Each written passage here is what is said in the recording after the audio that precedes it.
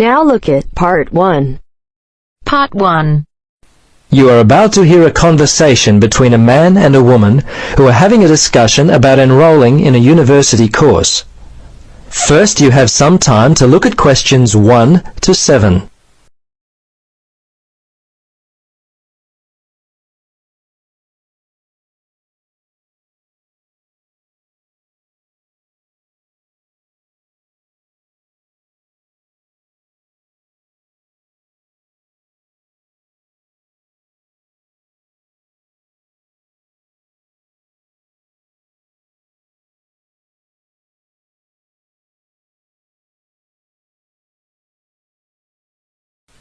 Now, listen carefully and answer questions 1 to 7.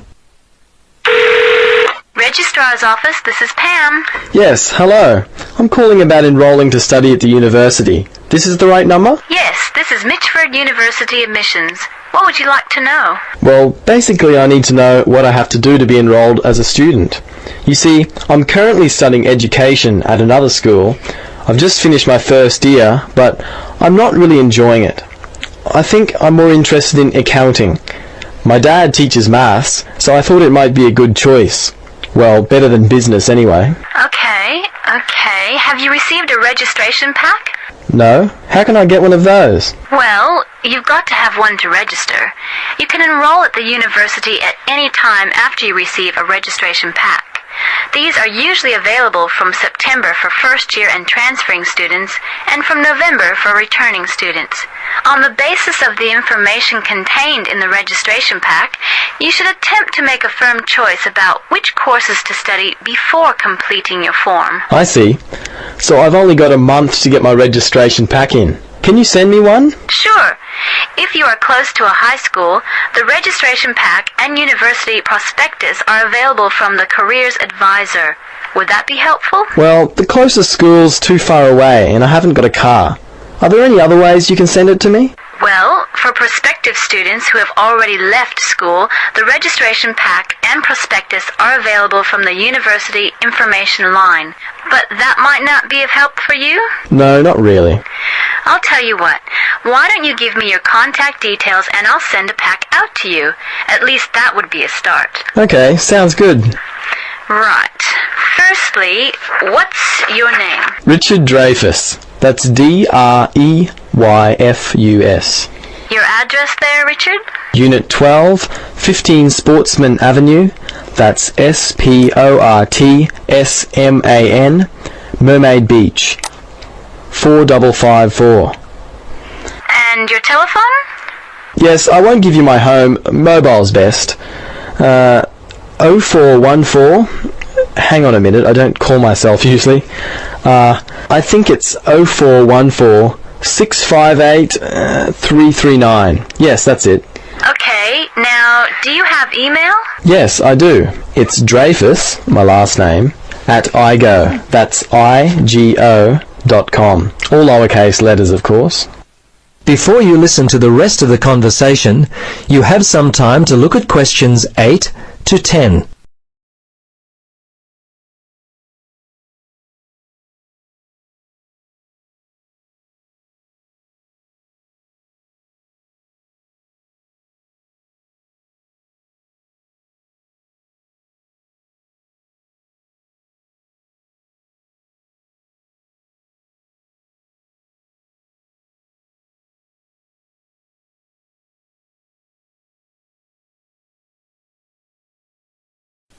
Now listen carefully and answer questions 8 to 10.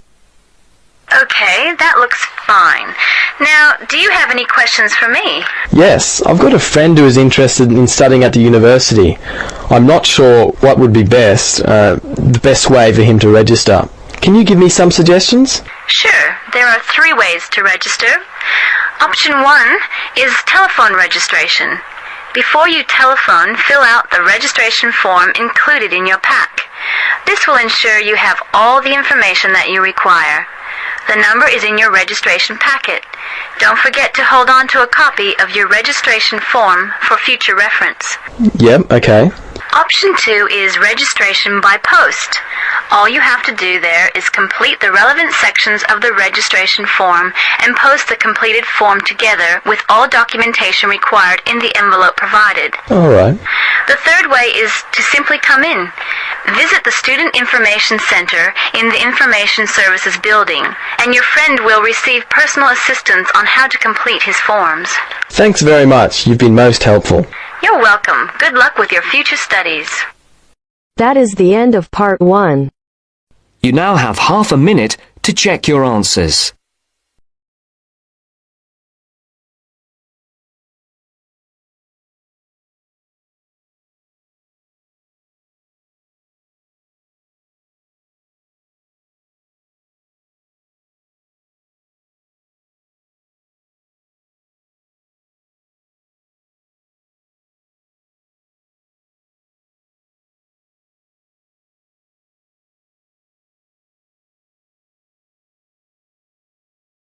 Now turns to part 2. Part 2. You will hear an accommodation officer telling students about different halls of residence. You now have 30 seconds to read questions 11 to 15.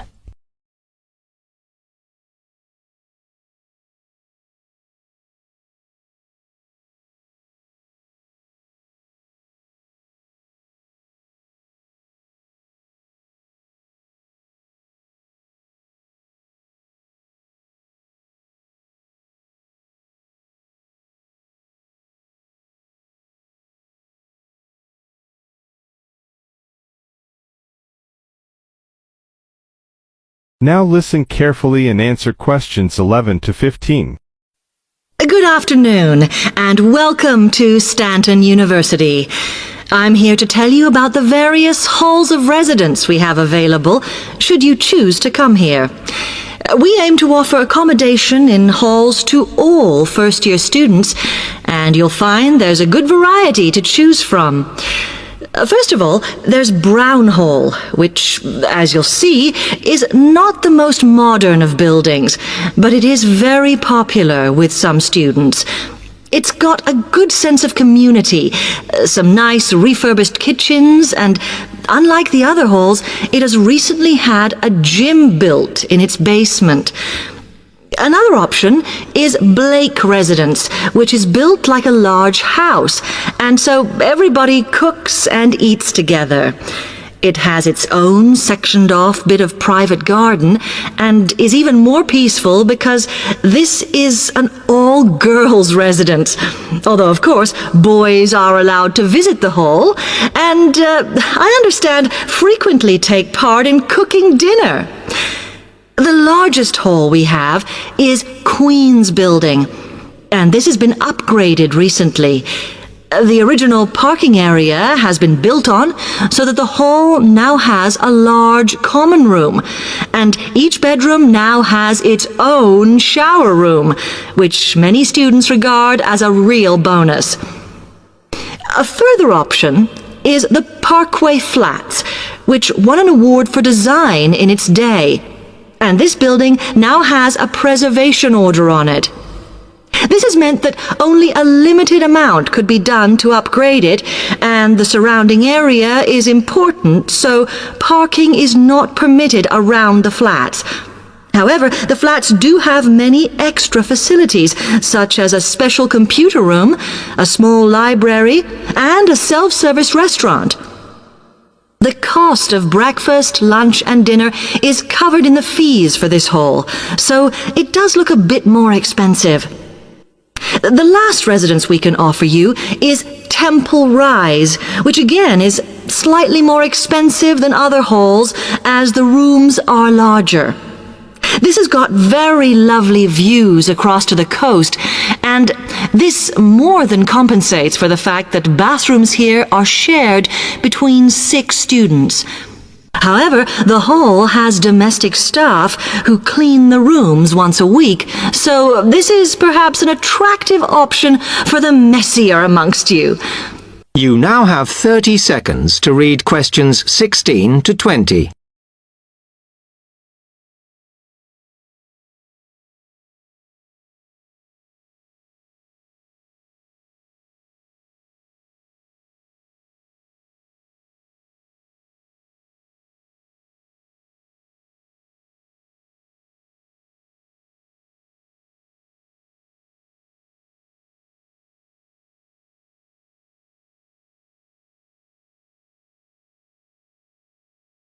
Now listen carefully and answer questions 16 to 20.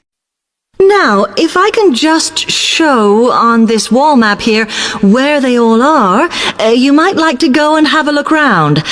If you come into the main university entrance, at the first junction, you'll find that Brown Hall is on the corner opposite the theatre.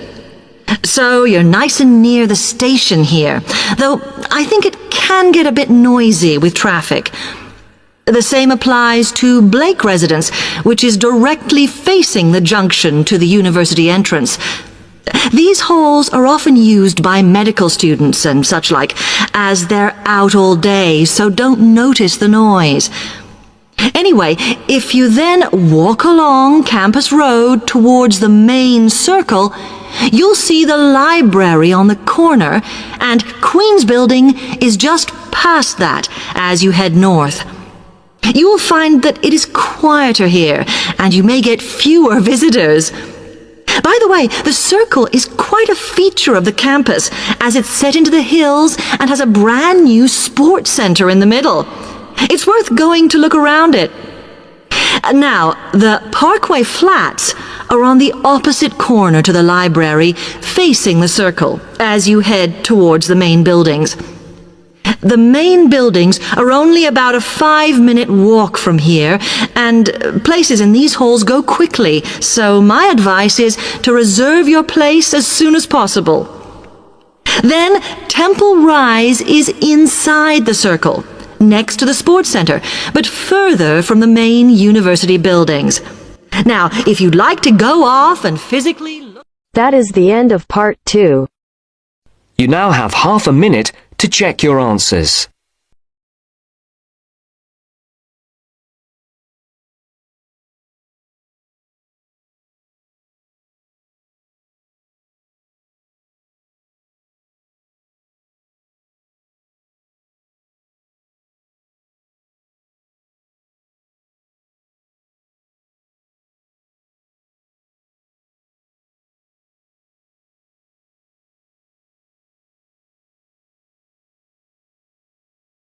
Now turns to part 3. Part 3. Hear an interview conducted by an interviewer Spiegel with the scientist Peter Piot, who discovered Ebola, a dangerous disease. Both of them are conversing about the disease and its origin. First, you have some time to look at questions 21 to 25.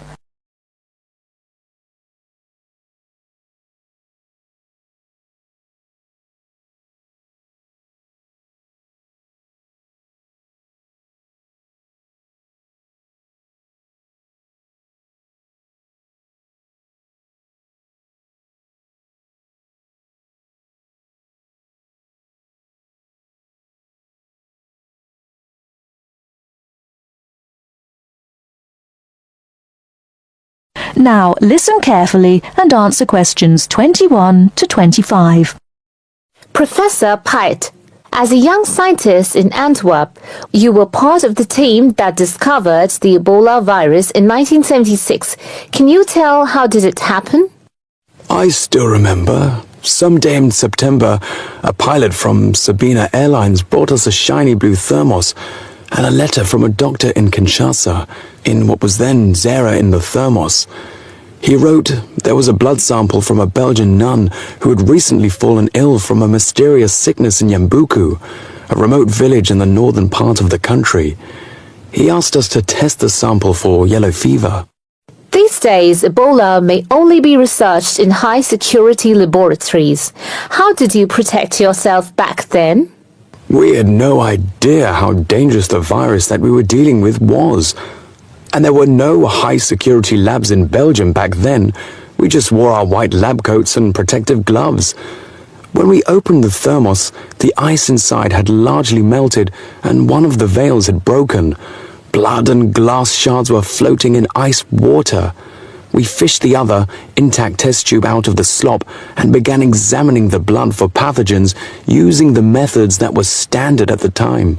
But the yellow fever virus apparently had nothing to do with the nun's illness. No, and the test for Lassa fever and typhoid fever were also negative. What then could be? Our hopes were dependent on being able to isolate the virus from the sample. To do so, we injected it into mice and other lab animals. At first, nothing happened for several days. We thought that perhaps the pathogen had been damaged from insufficient refrigeration in the thermos. But then, one animal after the next began to die. We began to realize that the sample contained something quite deadly. But you continued. Other samples from the nun who had just died arrived from Kinshasa. When we were just about able to begin examining the virus under the electron microscope, the World Health Organization entrusted us to send all of our samples to a high-security lab in England. But my boss at the time wanted to bring our work to a conclusion no matter what. He grabbed a vial containing virus material to examine it, but his hand was shaking and he dropped it on a colleague's foot. The vial shattered. My only thought was, oh shit! We immediately disinfected everything, and luckily our colleague was wearing thick leather shoes. Nothing happened to any of us. Before you hear the rest of the talk, you have some time to look at questions 26 to 30.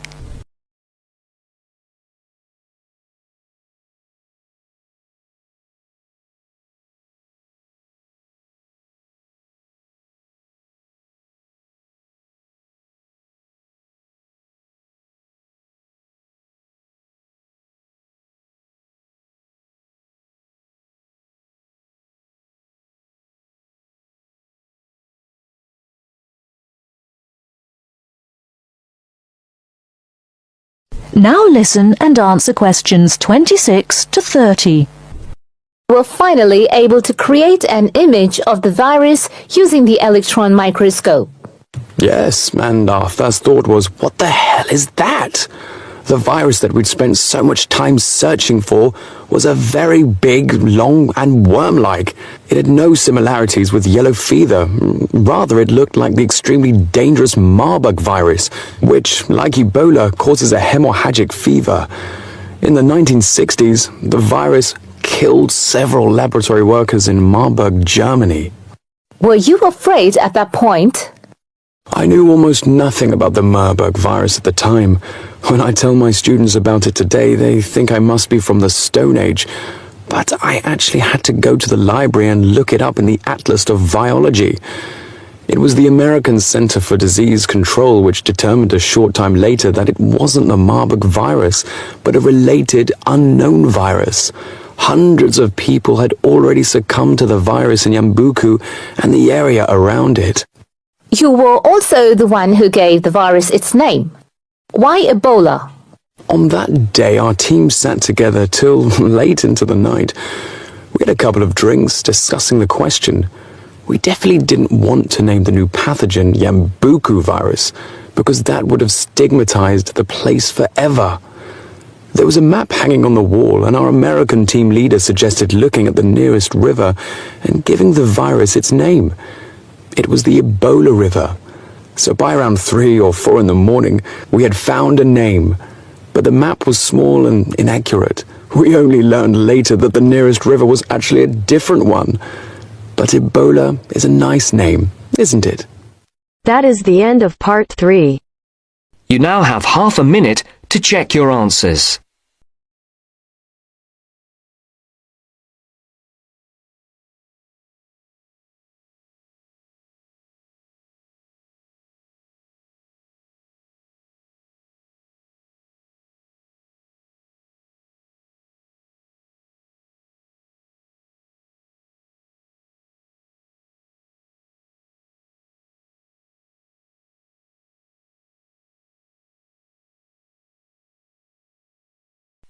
Now turns to part 4.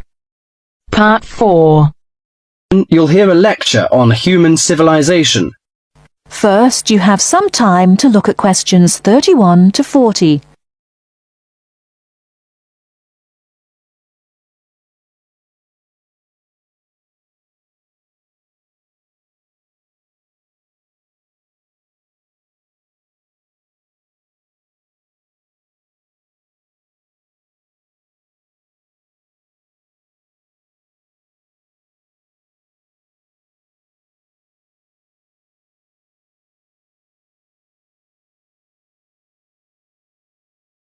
Now listen carefully and answer questions 31 to 40.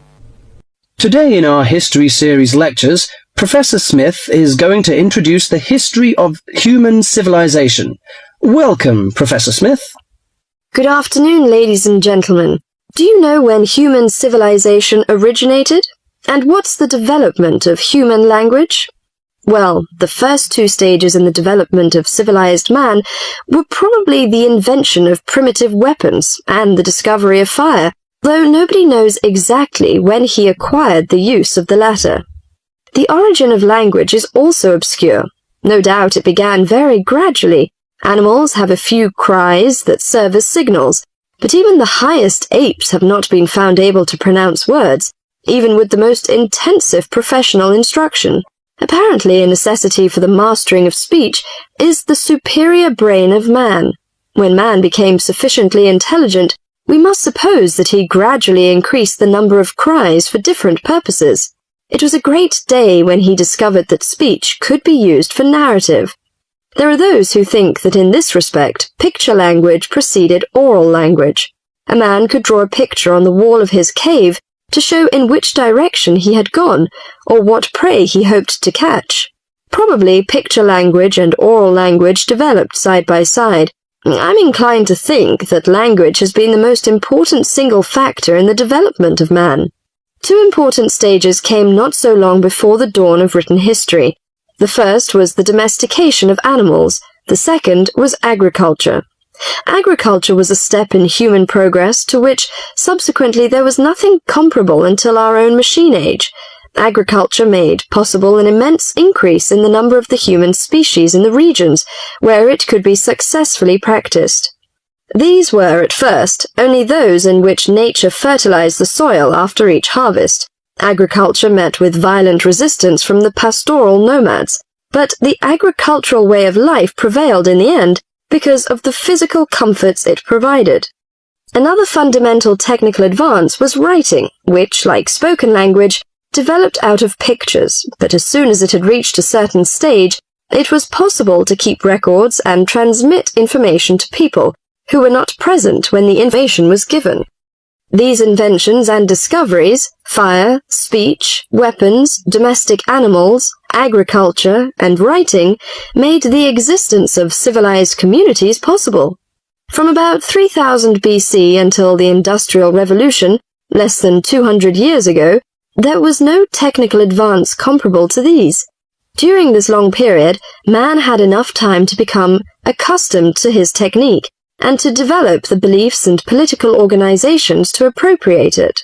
There was, of course, an immense extension in the area of civilized life. At first it had been confined to the Nile, the Euphrates, the Tigris, and the Indus, but at the end of the period in question it covered much the greater part of the livable globe.